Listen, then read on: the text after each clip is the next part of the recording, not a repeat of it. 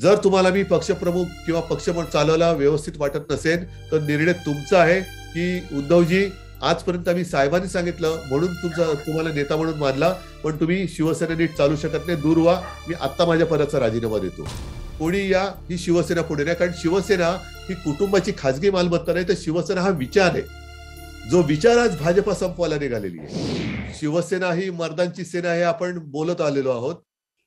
आणि नुसतं बोलत आलेलं नाही, तर ज्या ज्या वेळेला आपल्यासमोर कठीण प्रसंग आलेत, त्यावेळेला ज्याने आपल्याला आव्हान दिलं, अशा सगळ्या त्या पोकळ आव्हानवीरांना राजकारणामध्ये संपवून आपण पुढे जात आलेलो आहोत. आत्ताचा प्रसंग थोडा असा वेगळाही आहे आणि तसा वेगळा नाहीये.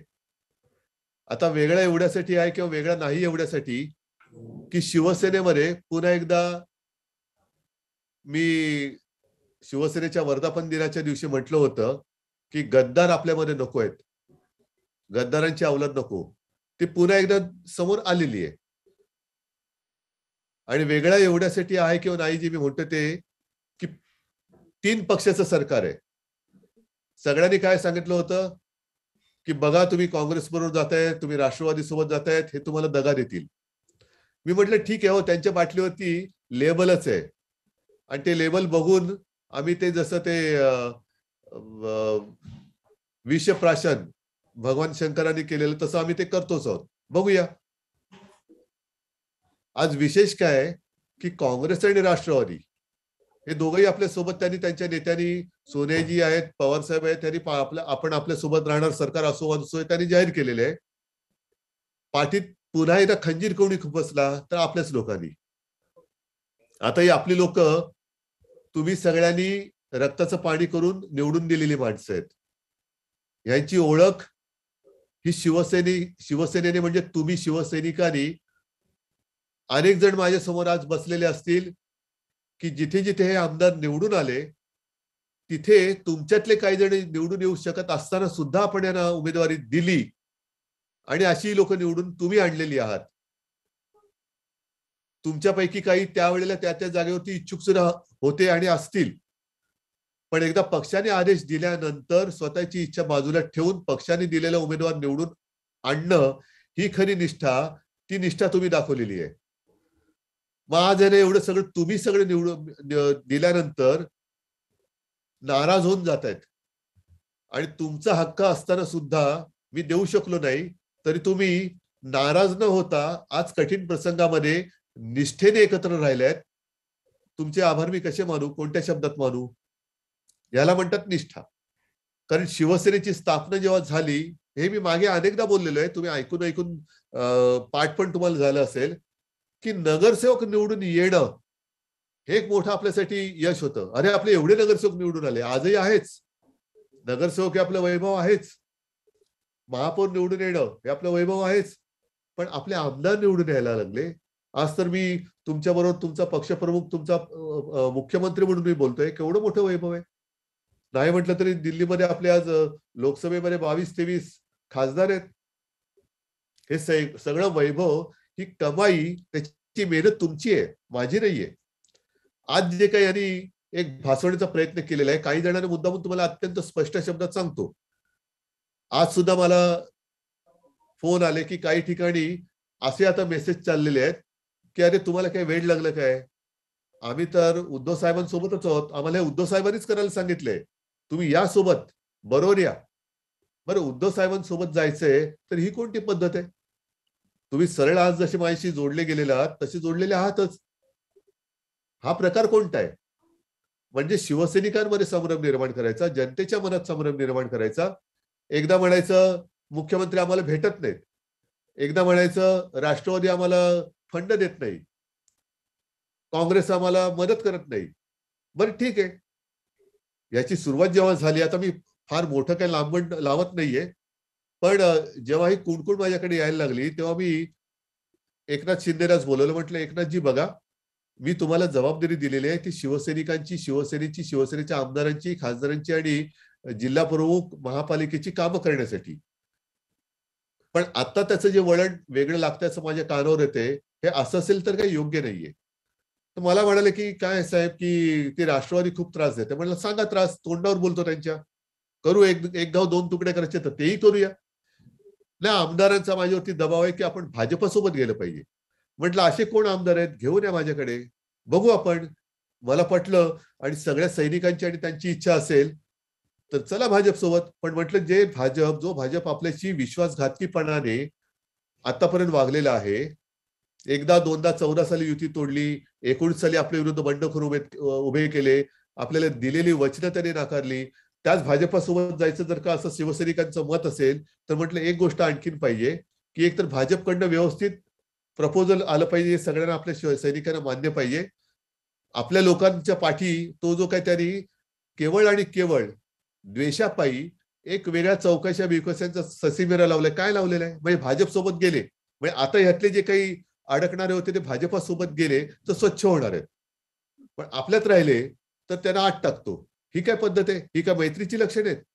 म्हणजे जरा सॉरी कोविड असल्यामुळे मध्ये मध्ये बोलताना खोकला येतोय. ही काय मैत्रीची लक्षणे आहेत? 14 साली सुद्धा आपण हिंदूच होतो, तेव्हा भाजपने युती तोडली होती. 2019 साली सुद्धा हिंदू होतो, आजही हिंदू आहोत. मग हिंदुत्व सोडलं कधी, कोणी आणि कसं? तर त्यांच्याकडनं जी दुसरं म्हणजे मग मातोश्रीची बदनामी, माझी बदनामी, कुटुंबियांची बदनामी. मी एवढा निर्लज्ज नाही होऊ शकत. माझी बदनामी करा, माझ्यावरती तुम्ही काय हल्ला करायचा तर करा. पण कोणी तुमच्यापैकी सुद्धा कुटुंबाची बदनामी कारण नसताना आणि मातोश्री मी राहतोय माझं भाग्य आहे, पण मातोश्री हे तुमचं श्रद्धास्थान आहे. तुमच्यासाठी तुम्ही ते मंदिर मानता. त्याच्यावरती वेडवाकडे शब्द बोलल्यानंतर रक्तच उकळलं जात नाही आणि जे वेडेवाकडे बोलतात त्यांच्यासोबत जर का परत जायचं असेल तर म्हटलं एकच करू. कोणी कुठे जायचा याचा त्याचा विषय. पण ह्याच्यात जोपर्यंत स्पष्टता येत नाही तोपर्यंत मी एकटा मात्र ह्याच्यात येणार नाही. बाकी तुम्हाला सगळ्यांना जायचं असेल, शिवसैनिकांना जायचं असेल तर जरूर जा. पण पहिला आमदार माझ्याकडे येऊ द्या, बोलू द्या. त्यांची जी काही हे असेल मग आपण भाजपासोबत जायचं नाही जायचं, राष्ट्रवादीचं काय करायचं हे ठरवू. पण आमदार माझ्याकडे घेऊन या. आमदार माझ्याकडे आले असते आणि आज जे बोलतात ते बोलले असते, तर इथल्या इथे मार्ग निघाला असता की नसता? बरोबर ना? इथल्या इथे मार्ग निघाला असता. पण तसं न करता सुरतला गेले, तिकडनं आता गुवाहाटीला गेले, तिकडनं आणखीन कुठे म्हणजे सगळे तीर्थस्थानं करून येतात. त्याच्यानंतर मला असं कळलं की ते कामाख्या मंदिरात गेलेत. मग तिकडे आणखीन काहीतरी प्रार्थना करतील, काय करतील. पण हे सगळं जर तुम्ही इतके वर्ष सोबत राहिलात, शिवसेनेची एकनिष्ठ आहात, शिवसैनिक आहात, तर हक्कानी तुम्ही माझ्याकडे त्या आमदाराला का नाही घेऊन आलात? बरं आमदारांची सुद्धा बैठक मी जेव्हा घेतली, तेव्हा त्यांची जी काही कामं अडकली होती ती मी मार्गी लावली. त्या व्यतिरिक्त काय काम आहे का? नाही, नाही, काय नाही साहेब, तुम्ही आम्हाला फक्त मध्ये भेटत राहा. म्हटलं बाबा बरोबर आहे, माझा संवाद तुटलाय. हे आता नुसती काही मी कारण मीमांसा नाही करू शकत. पण आहे ते आहे. त्याचं पुन्हा मी काही आता तुम्हाला सांगत बसत नाही. आता तुमच्या मनामध्ये तुमचं मी जो एक मुद्दा उपस्थित केलेला आहे, की मुख्यमंत्रीपद मी तर परवापासून मातोश्रीत राहायला आलेलो आहे. ज्या वेळेला हे सगळे म्हणतील आणि काय असेल, तर ठीक आहे. मला मुख्यमंत्री पदाचा मोह तेव्हाही नव्हता, आत्ताही नाही आणि उद्याही नसणार आहे. त्याच्यामुळे ते माझ्यासाठी अ, समजा दुय्यम आहे. पण माझ्या कुटुंबाचा एक अधिकार आहे. कुटुंब म्हणजे फक्त माझं कुटुंब नाही, ठाकरे परिवार नाही, हा शिवसेना परिवार. तुम्हाला मी आज विचारतोय. ज्या सकाळी मी जिल्हा प्रमुखांशी बोलताना बोललेलो आहे. मी त्यांना सांगितलं, की ठीक आहे. शिवसेना प्रमुखांचे एकनिष्ठ सैनिक तुम्ही म्हणून तुम्ही मला आपला नेता मानता. आदित्यला तुम्ही आपला नेता मानता. कारण शिवसेना प्रमुखांनी शेवटच्या भाषणामध्ये तुम्हाला सगळ्यांना सांगितलं होतं, तुम्ही उद्धवला जपा, तुम्ही आदित्यला जपा. म्हणून तुम्ही आम्हाला जपत आलात. पण ह्याचा अर्थ असा कधी मी नाही लागू देणार, की मी केवळ साहेबांनी सांगितलं म्हणून आणि म्हणून तुमच्याशी मी वेडावाकडा कसाही वागेन. अजिबात नाही. आज सुद्धा तुम्हाला मी जाहीररित्या सांगतो आहे, की जर तुम्हाला वाटत असेल, की मी पक्ष चालवायला नालायक आहे. हा नालायक शब्द काय म्हणाल तुम्ही स्वतःला नालायक का म्हणता? म्हटलं मी नाही म्हणत आहे. याला ठरवणाऱ्यांनी ठरवू दे. जर मी योग्य नसेल, तर शिवसेना प्रमुखांनी केलेलं आव्हान पण बाजूला ठेवा. कारण शिवसेना प्रमुख असते, तर शिवसेनेशी मी त्यांचा पुत्र जरी असलो आणि वेडावाकडा वागलो असतो, तर मला त्यांनी माफ नसतं केलं. आता ती जबाबदारी तुम्ही घ्यायची आहे. जर तुम्हाला मी पक्षप्रमुख किंवा पक्ष म्हणून चालवायला व्यवस्थित वाटत नसेल, तर निर्णय तुमचा आहे, की उद्धवजी आजपर्यंत आम्ही साहेबांनी सांगितलं म्हणून तुम्हाला नेता म्हणून मानला, पण तुम्ही शिवसेना नीट चालू शकत नाही, दूर व्हा. मी आत्ता माझ्या पदाचा राजीनामा देतो. आत्ता देतो. कारण मी शिवसैनिक आहे, शिवसेना प्रमुखांचा पुत्र आहे. माझं शिवसेनेवरती जीवापेक्षा जास्त प्रेम आहे. पण ह्याचं आणि मी पक्षप्रमुख आहे. पण जर मला वाटलं की माझ्या शिवसैनिकांना मी मान्य नाही आणि मी शिवसैनिक आहे, माझी शिवसेना माझ्यापेक्षा दुसरा कोणी पुढे अधिक चांगल्या रीतीने देऊ शकतो, जरूर मी पद मोकळं करायला तयार आहे. कोणी या, ही शिवसेना पुढे नाही. कारण शिवसेना ही कुटुंबाची खासगी मालमत्ता नाही, तर शिवसेना हा विचार आहे. जो विचार आज भाजपा संपवायला निघालेली आहे. हा त्यांचा डाव आहे, तो नीट लक्षात घ्या. हा डाव असा आहे की त्यांना हिंदुत्वाच्या वोट बँकेमध्ये दुसरा भागीदार नको आहे. हिंदुत्वाचा दुसरा खातेदार नको आहे. जो हिंदुत्व म्हणून हे करेल तो त्यांचा दुश्मन आहे. 25-30 वर्ष ज्या विचारावरती आपण एकत्र राहिलो, जेव्हा काही नव्हतं, राज्याच्या नव्हे देशाच्या राजकारणात शिवसेना आणि भारतीय जनता पक्ष हे अस्पृश्य होते, कोणी हिंदू म्हणून एकमेकाला जवळ करायला तयार नव्हतं, तेव्हा शिवसेना प्रमुखांनी भाजपाला आवाहन केलं की हिंदू मतांमध्ये विभागणी व्हायला नको, आपण एकत्र येऊया. आणि मग युती झाल्यानंतर आज त्या युतीची फळं ही आपल्याला चाखायला मिळतात. हे आपलं नशीब आहे. म्हणजे करणारे करून गेले, आपण उपभोगतो. आज काय होईल? याला भाजपात जाण्याशिवाय पर्याय नाहीये. भले यांनी जर का सगळ्या कलाकार्य करून काही जरी केलं, तरी आज सुद्धा त्यांच्यामध्ये सगळे गेलेले आमदार खुश नाहीत. ते आज सुद्धा मला कॉन्टॅक्ट करतायत. फक्त त्यांना जणू काही तिकडे तुरुंगात टाकल्यासारखा बंदोबस्त ठेवलेले. ते हसणारे खिदळणारे फोटो काही येऊ देत. पण बाहेरचे फोटो आणि त्या एअरपोर्टवरचं सुद्धा त्या एनडीटीव्हीने तुम्हाला दाखवलेलं आहे. आज जर काही गट स्थापन केला आणि आज नाही तर उद्या नाही तर परवा नाही तर 2 महिन्यांनी फुटला, तर बाकीचे डिस्क्वालिफाय होणार आहेत. आणि हा धोका त्यांनाही माहिती आहे, कारण हे लांब चालू शकणार नाही जरी उद्या सरकार स्थापन झालं तरी. तर यांना भाजपात जाण्याशिवाय पर्याय नाही आणि भाजपला तेच पाहिजे की एका बाजूला शिवसेना खतम करायची आणि भाजपाची वाढ करायची. हे यांचं हिंदुत्व आहे. याचा पाठीमागचा उद्देश आहे, तो आपल्या लोकांना आता कळायला लागलेला आहे. बरं, आज जर का हे गेले आणि तुम्ही सगळे एकवटून जसे आता उभे राहिलेले आहात, तसे एकवटून उभे राहिलात, तर आज निवडून आलेले जे गेलेत ते पुन्हा निवडून येऊ शकतील? हे सुद्धा त्यांना माहिती आहे की आज ठीक आहे, आज काय ते होईल, पण उद्याची निवडणूक आपली नाही. मी ठीक आहे, मी आज थांबतो, पण उद्याची निवडणूक माझ्या शिवसेनेची आहे. उद्याची निवडणूक ही शिवसेना जिंकणारी निवडणूक आहे. हे चढ उतार होत असतात, मला नाही त्याची पर्वा. आजपर्यंत आयुष्यामध्ये पहिल्या दिवसापासून शिवसेनेचे चढापेक्षा उतारच जास्त बघितलेले आहेत. किती वर्ष आपण सत्तेमध्ये होतो, काय सत्तेमध्ये आपण उपभोगलेले आहे. आता सुद्धा या 2.5 वर्षाच्या काळामध्ये मुख्यमंत्री मी आहेच, अजूनही आहे. पण मुख्यमंत्री म्हणून मी सुख काय भोगलेलं आहे? एकतर जगावरती अनपेक्षित कोविड सारखं संकट आलं, त्याचा सामना आपण आपल्या सगळ्यांच्या साथीने सोबतीने केला. त्याच्यानंतर माझ्या तब्येतीचं कारण आलं. हे सगळं बघितलं तर काय आनंद म्हणून मी मुख्यमंत्री पदाचा काय घेतलेला आहे मला सांगा. बरं, मुख्यमंत्री भेटत नाहीत. जर तब्येतीची जर हे कारण म्हणून मी म्हणतो परत काय मला सहानुभूती नाही कमवायची.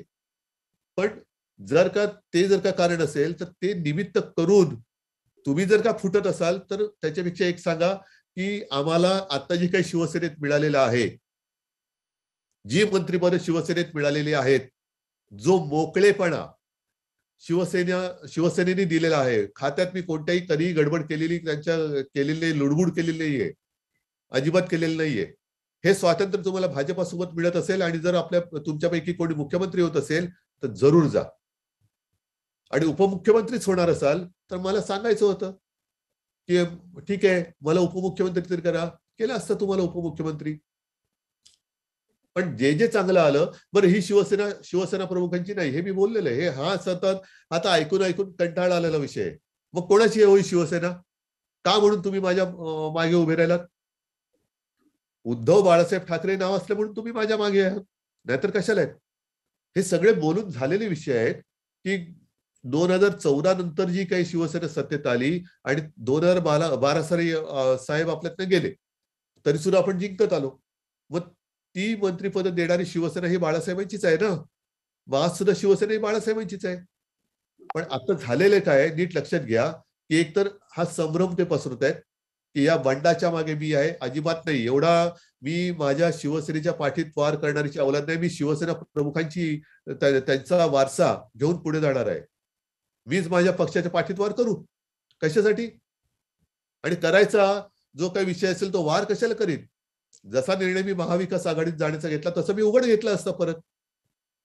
पण हे सगळं निमित्त आहे. ह्याच्या मागचं कारण हे वेगळं, हे तुमच्या प्रत्येकाच्या लक्षात यायला लागलेलं असेल की काय काय, हा गेला ह्याचं कारण काय, तो गेला त्याचं कारण काय. पण आता त्यांना काय त्यांनी ठरवलेलं आहे भाजपाने, की आता कोणत्याही परिस्थितीत उद्धव ठाकरे एकटा राहिला पाहिजे, बाकी सगळे आपल्याकडे आले पाहिजे. चला करा प्रयत्न.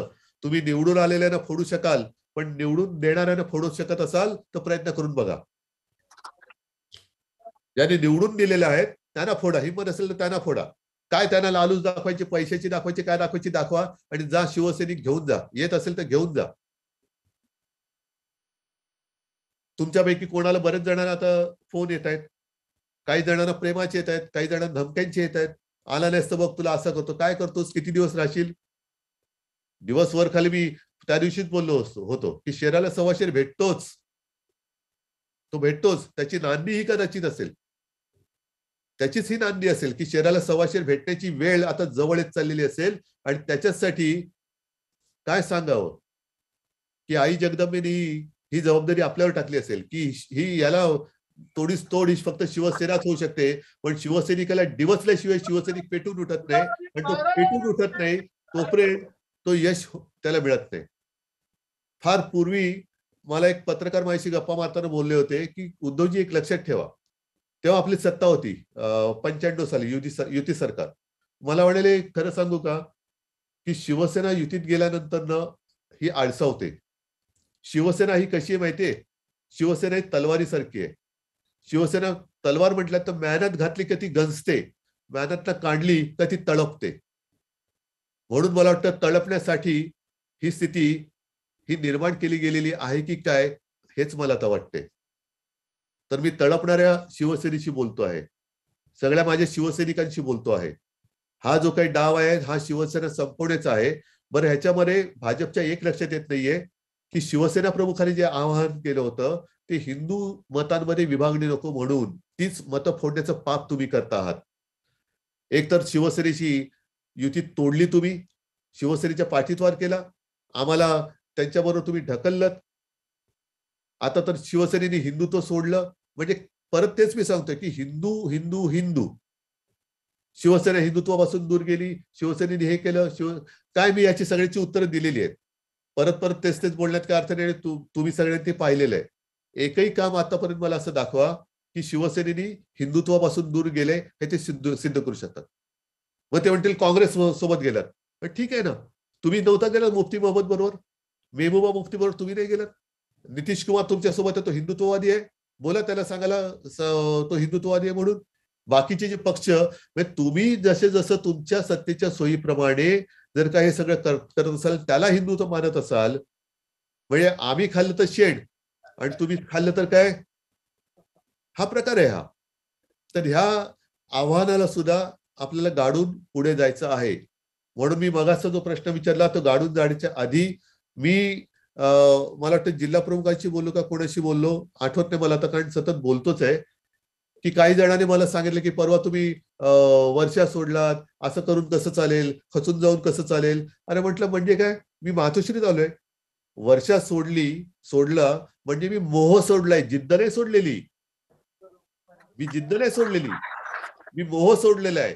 आणि तो मोह पुन्हा माझा शिवसैनिक, आता त्या बंगल्यात जाईल तो माझा शिवसैनिक जाईल, म्हणून मी तो मोह सोडून आलेलो आहे. मी जिद्द सोडलेली नाही, जिद्द सोडणारा नाही.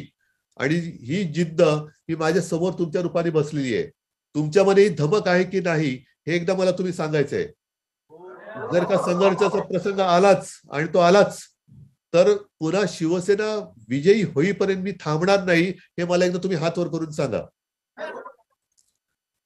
बस, बाकी कोण टीकाकार काय बोलतील, कारण मग ते ह्या सगळ्या गोष्टीवर आले, यांनी स्वतःसाठी करतात, यांच्या मुलासाठी करतात. म्हणजे बाकीच्या, त्यांचा मुलगा खासदार झाला शिवसेनेच्या जोरावर, तो बाजूला, बाकीच्यांच्या मुलांनी काय व्हायचं नाही, माझाच मुलगा फक्त मोठा झाला पाहिजे. आता ह्या सगळ्या गोष्टी फार कोत्या मनाच्या आहेत. मी कोणालाही कोणाचा मुलगा म्हणून उमेदवारी दिलेली नाही, कार्यकर्ता म्हणून दिलेली आहे. मग तो कोणाचाही मुलगा असला तरी हरकत नाही मला, हो मोठा, मला नाही पोटात असूया त्याच्याबद्दल. उलट पिढ्यानपिढ्या शिवसेनेचं काम करतायत, पिढ्यानपिढ्या शिवसेनेच्या आहेत, हा एक मला अभिमान आहे.